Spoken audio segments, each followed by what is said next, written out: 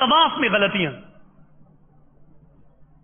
اگر تقسیم کریں طواف کی تو بنیادی طور پہ فرض طواف اور اس کے علاوہ طواف، ان دونوں کے احکام میں یہ غلطیوں کے اعتبار سے فرق ہے کہ فرض طواف کے احکام اور ہیں، اس کے ذرا سخت احکام، اور فرض طواف کے علاوہ جو ہیں اس میں اس سے ذرا کم ہے احکام۔ اس میں بنیادی چیز یہ عرض کی تھی کہ طہارت کی حالت میں طواف کرنا، طہارت بے غسلہ بھی نہ ہو بے وضو بھی نہ ہو۔ اگر بالفرض کسی نے بے غسلہ طواف کر دی، جنابت کی حالت میں ہے یا عورت حیض و نفاس کی حالت میں، اس صورت میں بدنہ لازم آئے۔ بدنہ کسے کہتے ہیں؟ بڑا جانور، گائے اونٹ وغیرہ کی قربانی کرنی تو بدنہ لازم آئے، اور بے وضو کیا تو دم لازم آئے گا، کل طواف یا اکثر اس کے چکر۔ پھر اس کی صورت بیان کی تھی کہ اگر بعد میں کر لے تو کس صورت میں ساکت ہو جائے گا، کس صورت میں بدنہ چھوڑ کے اب دم دینا پڑے گا، وہ تفصیل میں نے عرض کی۔ اور فرض کے علاوہ کوئی اور طواف کل یا اکثر، اس سے جنابت یا اس طرح کیے تو پھر دم لازم آئے، اور بے وضو کیا تو صدقہ لازم آئے گا۔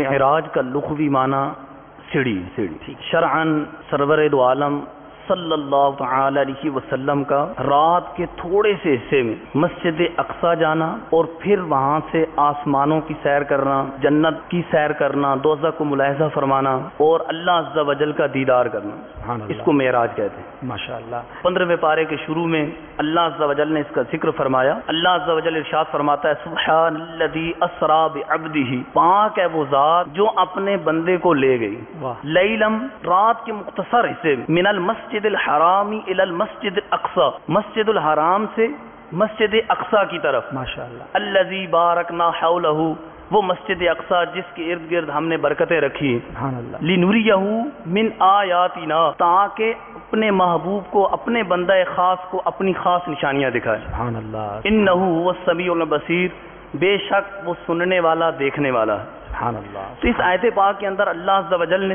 معراج کے ایک حصے کا ذکر فرمایا۔